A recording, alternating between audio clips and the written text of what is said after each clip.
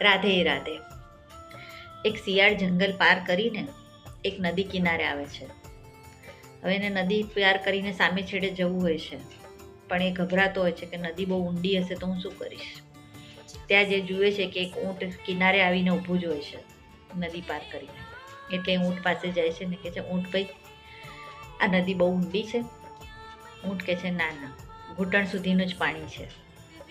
શિયાળ ખુશ થઈ જાય છે અને નદીમાં જંપ લાવી દે છે.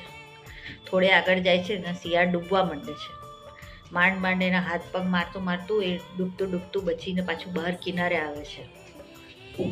એ ઊંટની સામે જોવા માંડે છે ગુસ્સામાં અને ઊંટને કહે છે, ઊંટ ભાઈ, તમારે મને ખોટી સલાહ આપવાની શું જરૂર હતી? પાણી અગર જો બહુ ઊંડું હતું તો તમારે મને એવું કહેવાની શું જરૂર હતી કે ઘૂંટણ સુધીનું જ પાણી છે? હું હમણાં ડૂબતા ડૂબતા મરતા મરતા બચ્યો છું. ઊંટ હસવા માંડે છે. ઊંટ કહે છે, મેં ક્યાં ખોટું કીધું? ઘૂંટણ સુધીનું જ તો પાણી છે, પણ મેં એવું થોડું કીધું હતું કે તમારા ઘૂંટણ સુધી પાણી છે. મારા ઘૂંટણ સુધીનું પાણી હતું.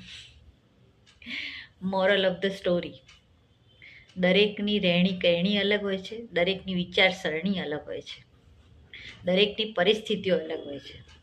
એટલે આપણે કોઈકની સલાહ લેતા પહેલાં એ જાણવું બી જરૂરી છે કે આ વ્યક્તિ સલાહ લેવાને યોગ્ય છે કે નહીં.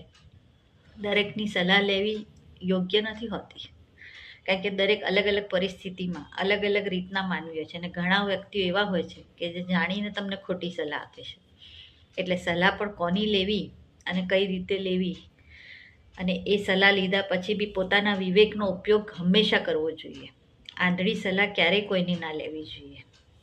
રાધે રાધે.